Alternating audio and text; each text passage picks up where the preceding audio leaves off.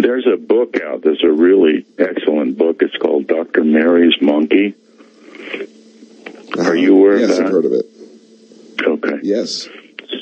So, it's written by a man named Ed Haslam, and he discovered evidence of a secret laboratory where they were trying to ostensibly create a vaccine for cancer. But in reality, this organization was trying to weaponize, create a biological weapon that would create cancer. So they wanted to assassinate Fidel Castro, and they wanted to do it without getting caught. So what they were doing was they had a linear particle accelerator, and they were bombarding monkey viruses with this, so that they could create a vaccine out of the monkey virus. They had found that if they gave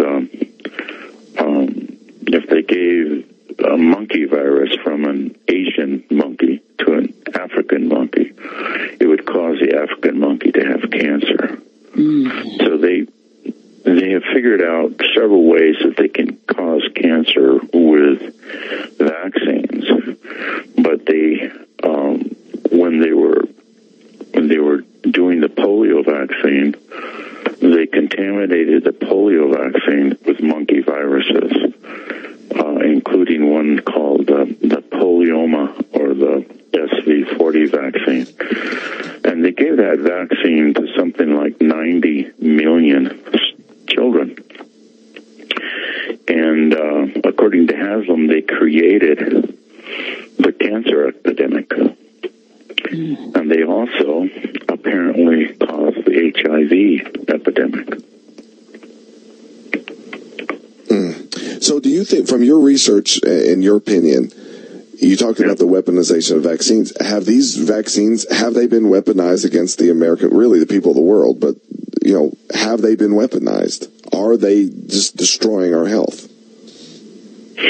Well, I don't know that they intentionally weaponize them. I think they figure that that it's all for the greater good, and they'll hurt a few people, they'll damage a few people, they'll kill a few people, but it's all for the greater good. And the question is,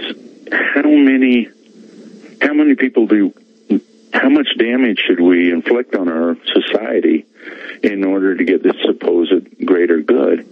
If you look at classical autism, the conservative estimates are about 1.6 million classical cases of autism in the country now, mainly in kids.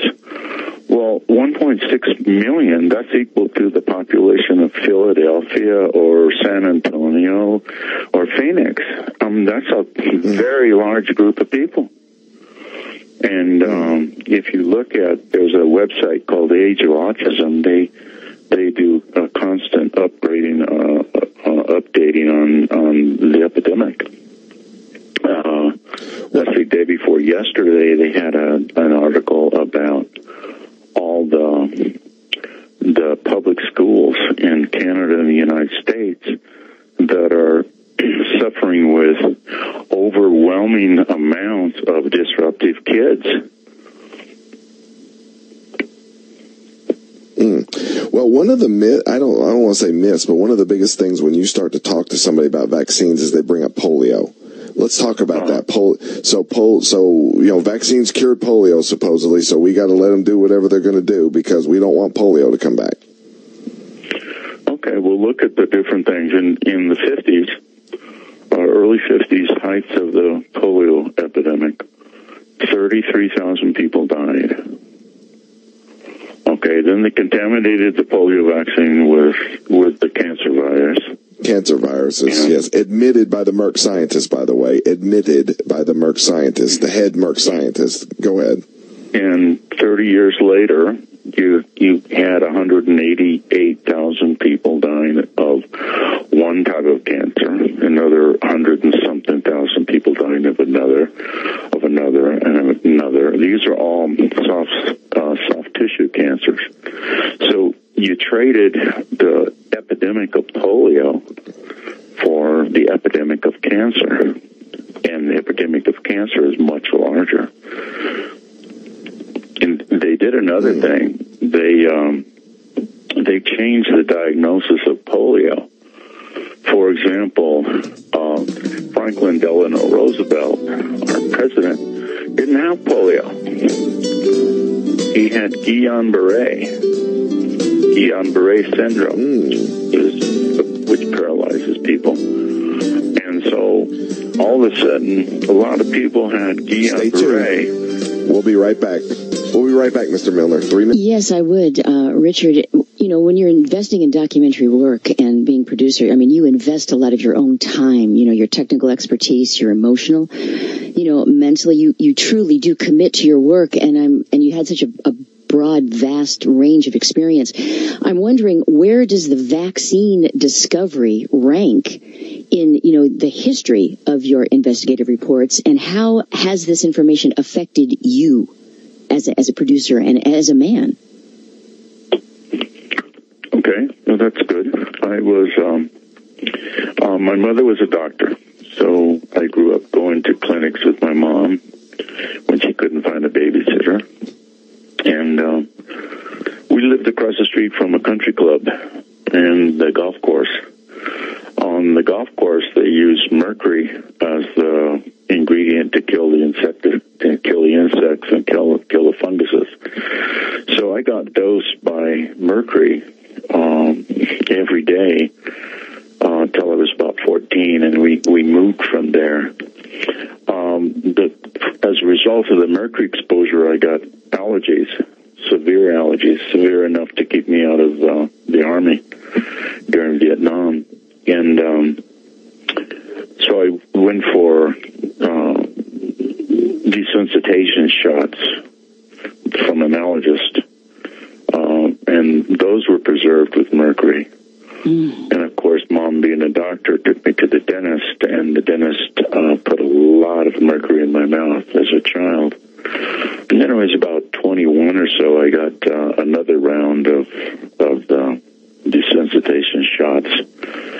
And I developed dyslexia and aphasia.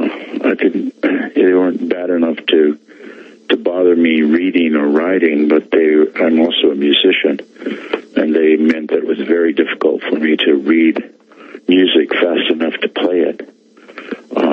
So I always have played by ear. Then I started looking at the vaccines. I started talking to my family about them. Well, my first cousin has ADD. His son has ADHD. And they went ahead and gave vaccines to his grandson, who now has autism. I have another first cousin who has schizophrenia. And all of these have been linked to vaccines. So, Mr. Milner, we're coming along. We're to the...